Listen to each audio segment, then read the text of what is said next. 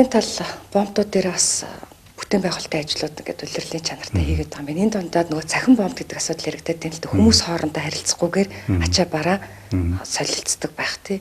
Манайд бас бомбтуудын зохион байгуулалт дээр ийм шаардлага тавигдах уу? Бомб нээлээ гэхэд халдвар хамгааллын дэглэм сахиулах энэ асуудал нь яах аргагүй онцгой адил шадар сайдын харьяаны асуудал болоо тийм. За хятадд бол яалтчгүй халдварын эрсдлийг урьдчилан сэргийлэхтэй холбоотой бүх үйл ажиллагаа зохион байгуулалтыг хүний оролцоогүйгээр хийх юм л зорилго шаардлага тавиад.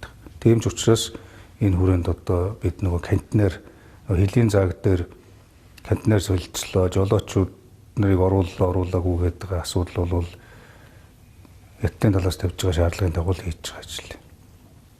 Тэгэхээр дахиад бомбын үйл ажиллагааг цааш нь илүү ухаалаг хэлбэрт шилжүүлэх. Бомбын зорчигч тээвэр нэгдсэн тохиолдолд бас л одоо цахимжуулах, ухаалагжуулах асуудал. Одоо замын үүд ханг, боршоо, алтан булаг дээр өргөтгөл хийж байгаа бомбын өргөтгөлүүдэд ч гэсэн энэ шийдлүүд ороод явж байгаа. Тэгэхээр манад нийтдээ одоо урд хаваад хөрсдөгөө одоо 37-8 бомб байдаг болвол энэний одоо идэвхтэй эдийн засгийн орц гарцуулсан бомбуудынхаа тоог нэмэгдүүлэхтэй тал дээр хоёр тал ингээ ажлын хэсэг гаргаад манай талаас ажлын хэсэг гараад Хятадын тал санал тавиад явж байгаа. Эдний хүлээж байгаагаар шивээ хүрэн бичигт бомб ойрын одоо энэ 4-5 сартаа багтаад нээж байх гэж үзэж байгаа.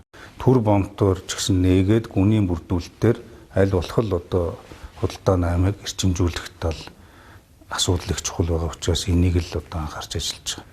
Нүүрс тээврийн автомашинуудыг жолоочгүй автомашин явуулъя гэдэг ийм санал бас тавьж байгаа. Энийг хоёр талаас судлаад хэрэгжүүлэх шатанд ороод засгийн газрын тогтоол шийдвэр гараад явж байгаа. За замын үүд гашуун сугаат дээр энэ жолоочгүй тээврийн асуудлыг бас судалж хэрэгжүүлэх эхний шатны ажлууд бас бэлтгэл ажил хангалтад явж байгаа.